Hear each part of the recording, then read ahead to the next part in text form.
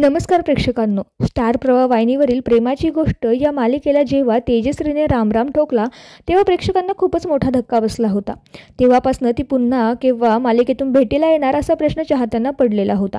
तर यावरतीच आता स्टार प्रवाह या वाहिनीने या संदर्भातली अधिकृत घोषणा केलेली आहे। पाहूया काय आहे सविस्तर बातमी।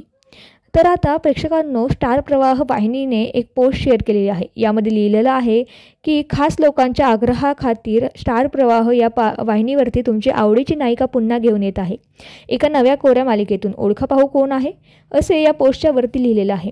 अभिनेत्रीचा ब्लर फोटो आपल्याला दाखवण्यात आलेला आहे।